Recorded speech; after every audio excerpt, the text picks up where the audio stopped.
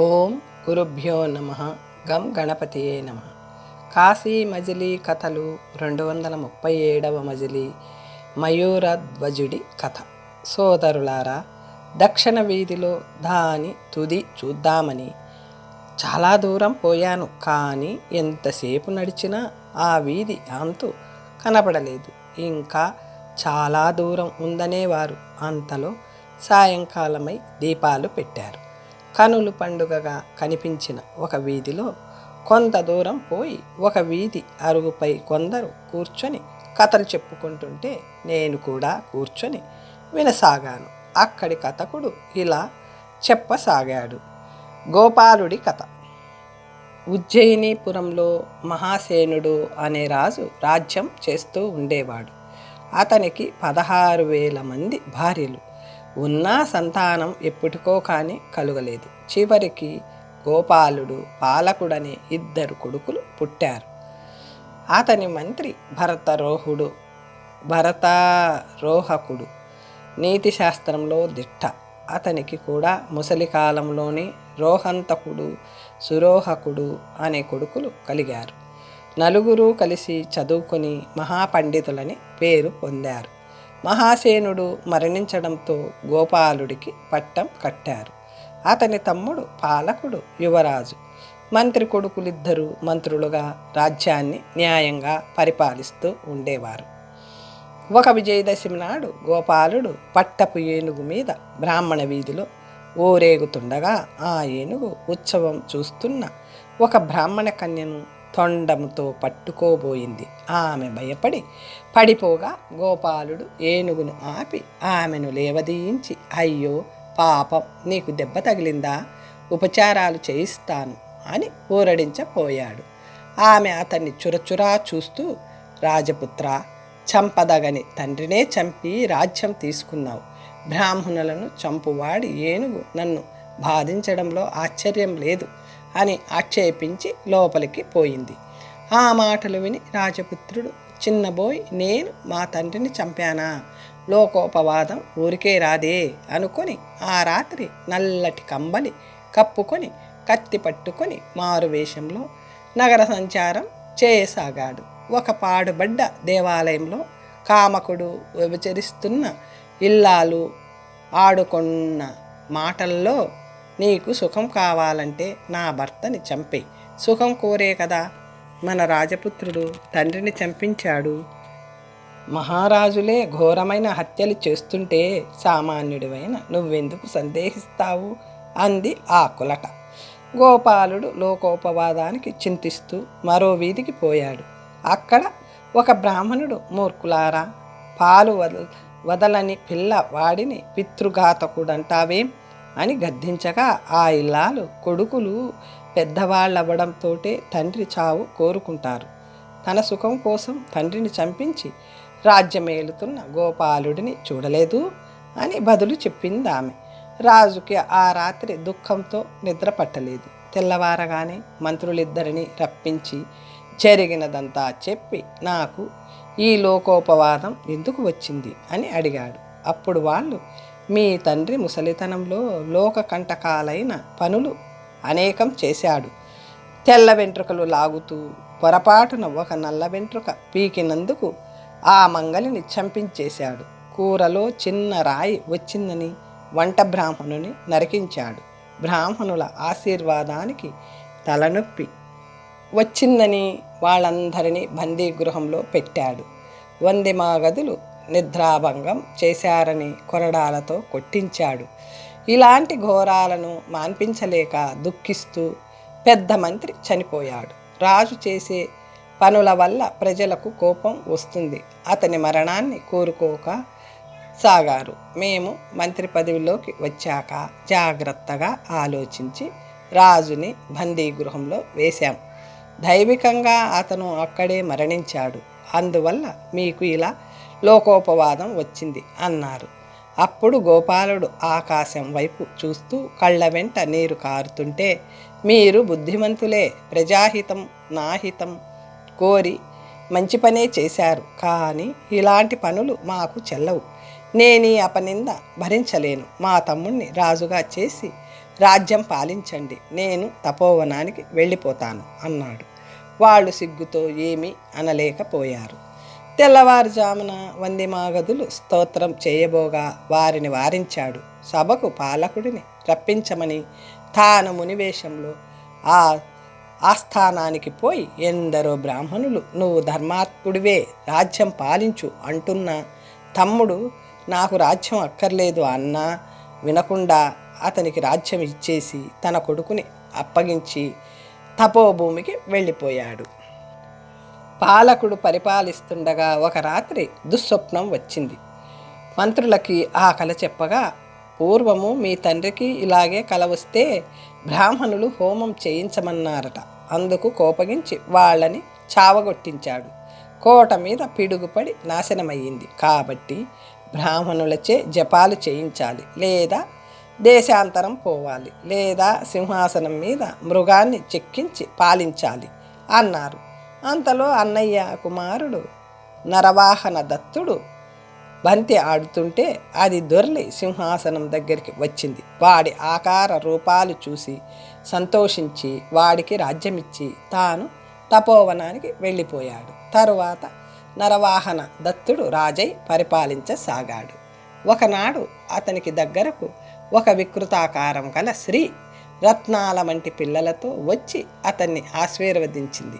ఆమెను చూసి అతను అసహించుకుంటూ, నువ్వెవరు, ఈ పిల్లలెవరు, నీ వృత్తాంతం ఏమిటి అని అతను అడగ్గా, ఈ బిడ్డలు నేను కన్నవారే, నా భర్త దేశాంతరం వెళ్ళాడు అంది.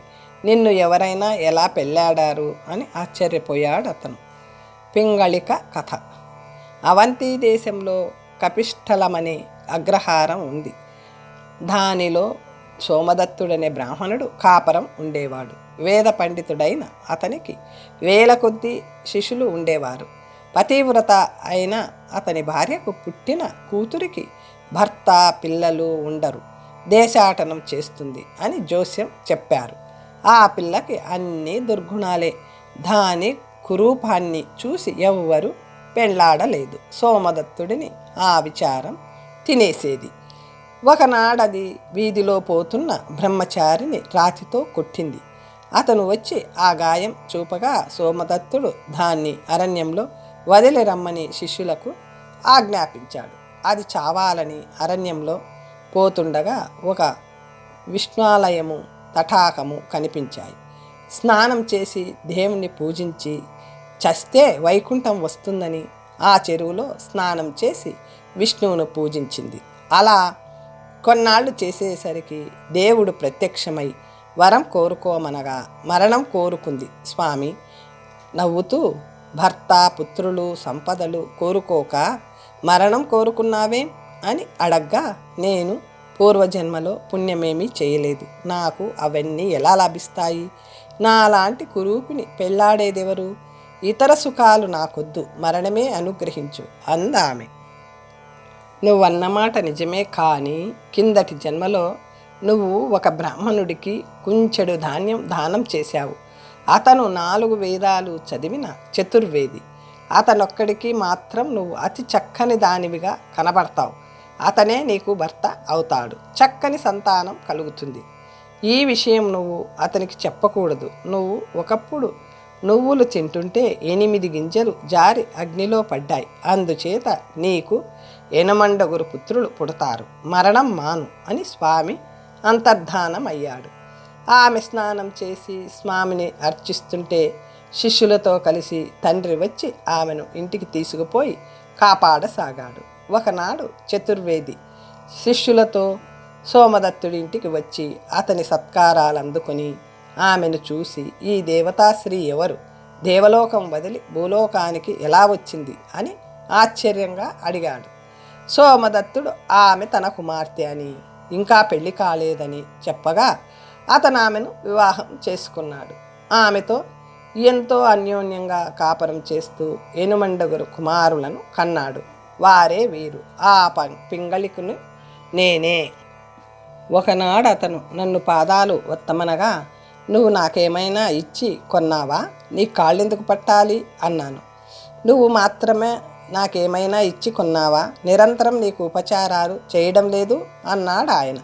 నేను నోరు జారి నేను నిన్ను ధాన్యం ఇచ్చి కొన్నాను అనేశాను. విష్ణువు చెప్పిన మాట విస్మరించి అప్పుడతను నా ముఖం ఎగాదిగా చూసి, ఛీ, నువ్వెవర్తివి పింగళిక, ఏమైంది, నిన్ను చూస్తుంటే వాంతొస్తుంది అన్నట్లు ధాన్యం ఇవ్వడమేమిటి అని అడిగాడు. నేను యథార్థం చెప్పేశాను. అతను నన్ను ఏవగించుకొని ఎక్కడికో వెళ్ళిపోయాడు. నా తండ్రి మరణించాడు. భర్త, తండ్రి ఎవరూ లేక ఈ పిల్లలని వెంటబెట్టుకొని ఇలా తిరుగుతున్నాను అంది. రాజు ఆమె కథ విని ఆశ్చర్యపోయి వారి పోషణ కోసం తగిన ఉపాధి ఇచ్చి పంపించాడు. అబ్బా, పొద్దుపోయింది, తరువాత కథ చాలా ఉంది, ఇప్పుడు చెప్పలేను అని కథకుడు లేచి ఇంటికి వెళ్ళిపోయాడు. జగన్మోహిని కథ. నేను ఆ వీధిలో మరికొంత దూరం వెళ్ళాను. అక్కడ ఒకచోట భూమిలో కారు చిచ్చు రగులుకొని పెద్ద చప్పుడు వినపడసాగింది. ఇంట్లో నుంచి ఎవరినడిగినా ఏమీ చెప్పలేదు. ఒకడు మాత్రం భూమి పగులుతుంది, ఇక్కడ ఉండకూడదు అనేసి పారిపోయాడు.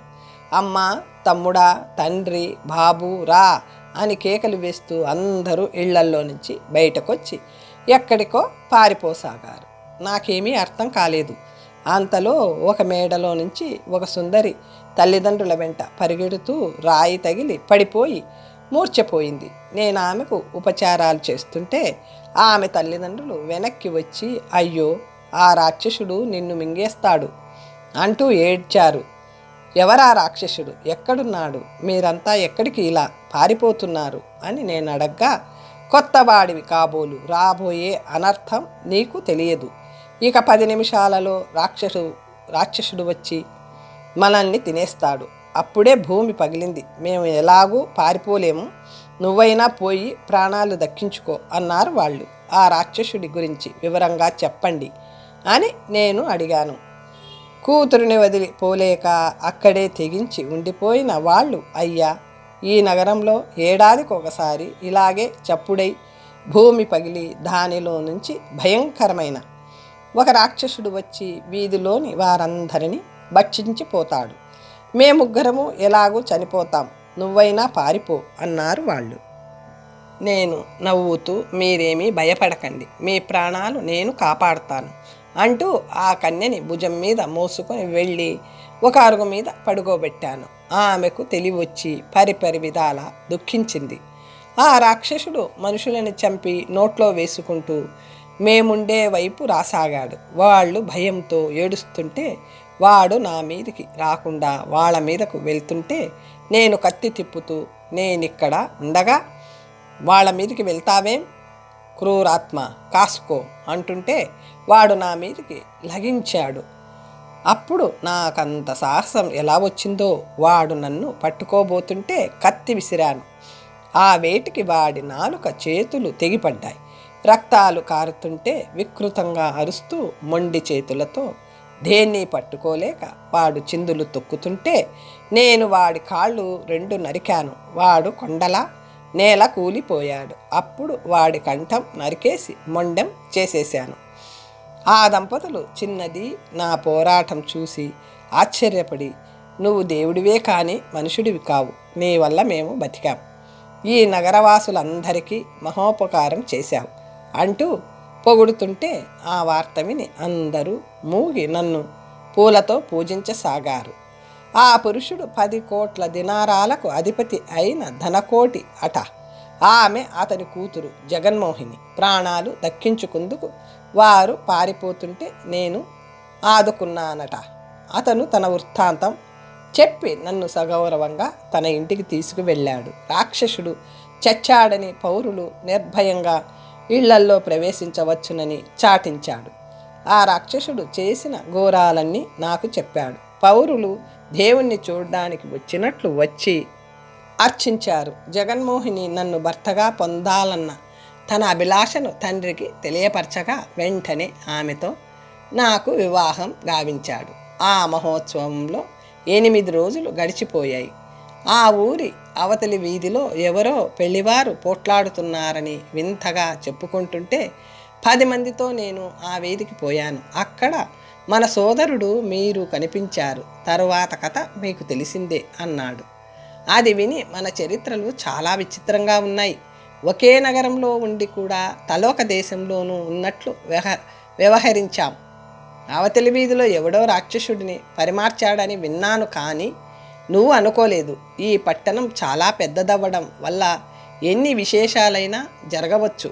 దైవకృప వల్ల మనం 5గురం మంచి భార్యలను పొందాం. అపరిమితంగా ధనం సంపాదించాం. ఇక మనం భార్యలని వెంటబెట్టుకొని అన్నలలాగే ఇంటికి పోదాం అన్నాడు పుణ్యకేతుడు. వాళ్ళు అంగీకరించారు. శ్రీరాజ్యాన్ని మంత్రులు పాలించేటట్లు నియమించి వారు భార్యలతో కన్యాకుబ్జం వెళ్ళి తల్లిదండ్రులకి సోదరులకి తమ వృత్తాంతం చెప్పి సంతోషం కలిగించారు. 238వ మజిలీ మునుల తారతమ్యం. 20 మంది కొడుకులు దిగ్విజయం చేసి లోకాతీత సుందరీమణులను పెళ్లాడి ఇంటికి తెచ్చిన తరువాత కొడుకులు కోడళ్ళు మనవలు మునిమనవలతో కలకలలాడుతున్న తన కుటుంబాన్ని చూసుకుని సౌభాగ్య సుందరి తనలాంటి అదృష్టవంతురాలు మరెక్కడా ఉండదని గర్వపడింది. ఆమె కోడళ్ళు 20 మంది అందగత్తెలే కాక విద్యావంతులు, సకల కళల్లోనూ ఆరితేరిన వారు.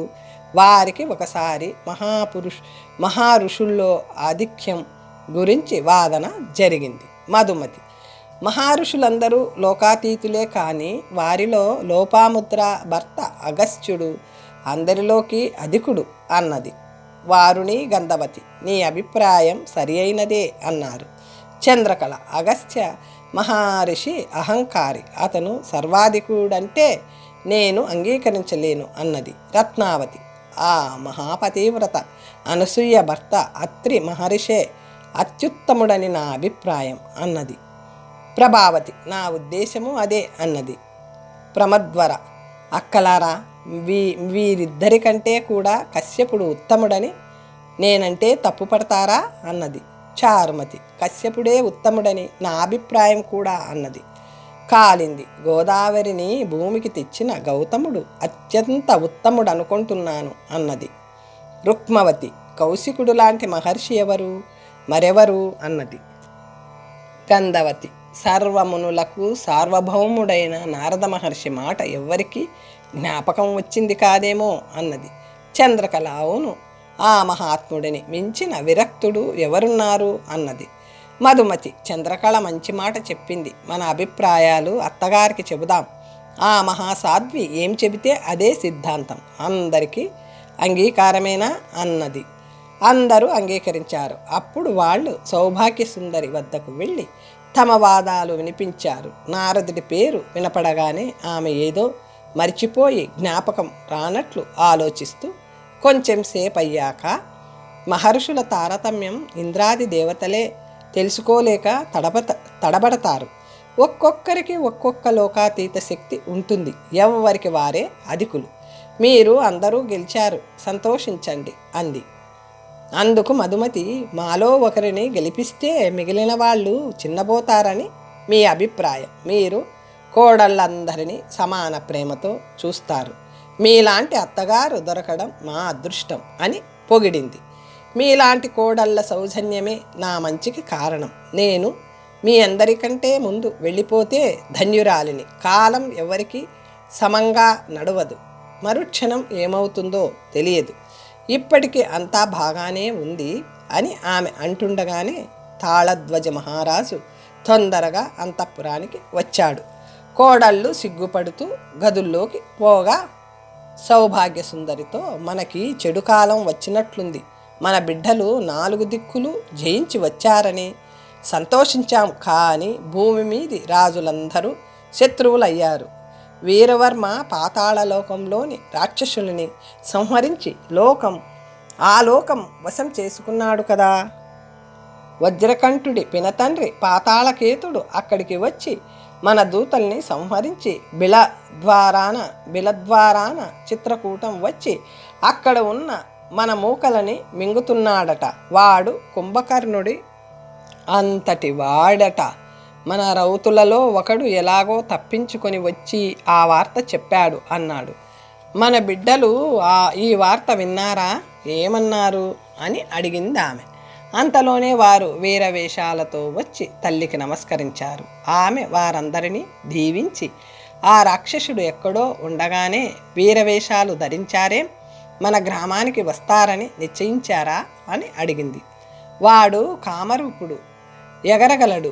మన నగరానికి దగ్గరలోనే ఉన్నట్లు తెలిసి సేనలని పంపాం. వీడి తాతలలాంటి రాక్షసుల పీచం అడిచాం.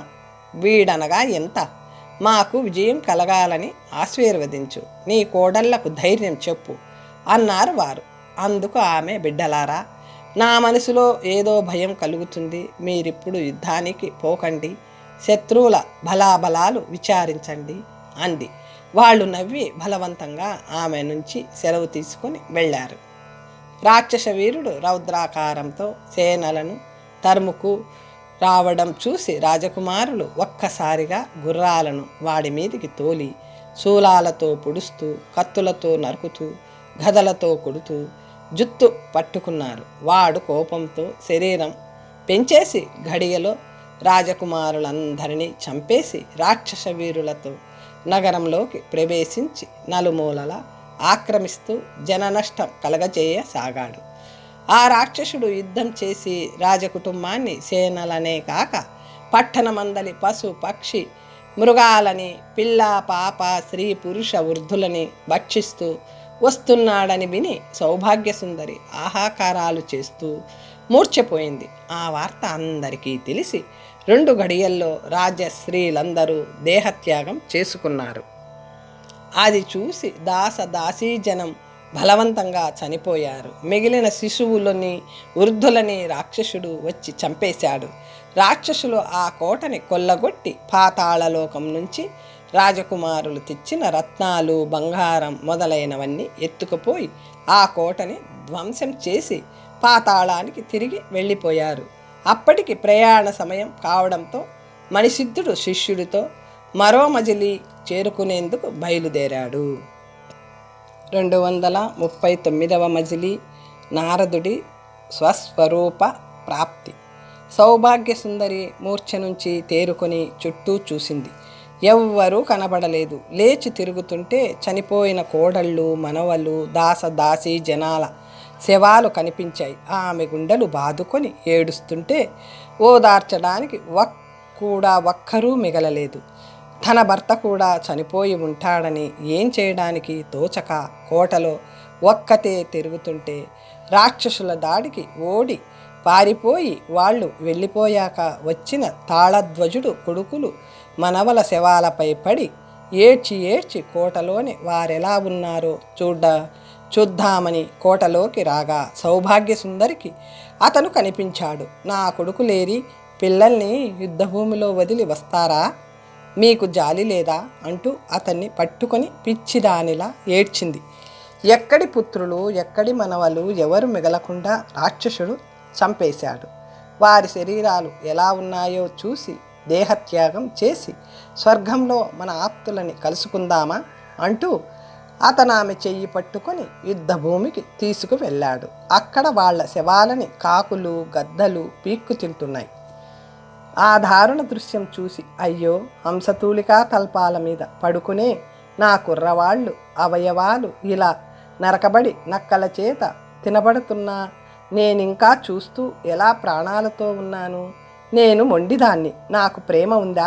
అవురా, ఎంతలో కాలం మారిపోయింది. నా భర్త చెప్పినట్లు చచ్చిపోయి కొడుకులతో ముచ్చట్లాడుకుంటాను అనుకుంటూ ఆ యుద్ధ భూమిలో పిచ్చిదానిలా తల విరబోసుకొని తిరగసాగింది.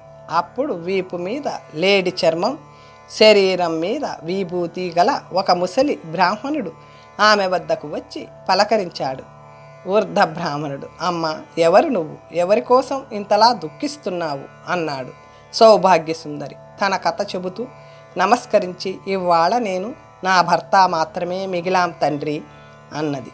వృద్ధ బ్రాహ్మణుడు, అమ్మ, నువ్వు ఈ రాజుని పెళ్ళాడి ఎన్నేళ్ళయింది అన్నాడు. సౌభాగ్యసుందరి, 80 సంవత్సరాలు. నేను అనుభవించిన సౌఖ్యం ఇంద్రాణి కూడా అనుభవించలేదు. కానీ ఈ వైభవమంతా ఘడియలో కలగా కరిగిపోయింది అంటూ రోధించింది. వృద్ధ బ్రాహ్మణుడు, శోకించకు. నువ్వు ఆ రాజుని పెళ్ళాడాక పూర్వము ఈ సంతతి లేదు. మొదట లేదు, మధ్య వచ్చింది, చివర పోయింది. ఇందుకు విచారం దేనికి? సంసార మోహం క్షణభంగురం అని తెలియదా? నువ్వు వాళ్ళకేమవుతావు, వాళ్ళు నీకేమవుతారు? గర్భవాస సంబంధం ఇది వరకు వారికి నీలాంటి తల్లులు, నీకు వారిలాంటి పిల్లలు ఎందరయ్యారో.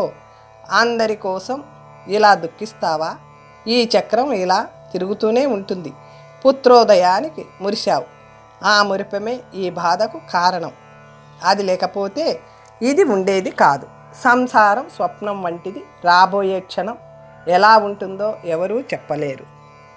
ఆ వైరాగ్య వచనాలకు కొంత మారి ఆమె దగ్గరలో ఉన్న తటాకానికి వెళ్ళింది. భర్త కొంచెం దూరంలో ఉండగానే దుఃఖం నిండిన మనసుతో ఆ తటాకంలోకి దిగి జుట్టు విప్పుకొని 3 మునకలు మునిగి లేచింది. ఒడ్డున గరుడుడిపై కూర్చున్న మహావిష్ణువు తనదేమో నారదుడి ఆకారం ఉపదేశం చేసిన బ్రాహ్మణుడు మాత్రం కనబడలేదు. కళ్ళు మూసుకొని సౌభాగ్య సుందరి వృత్తాంతం తలుచుకుంటే ఏది కలో ఏది నిజమో తేలలేదు.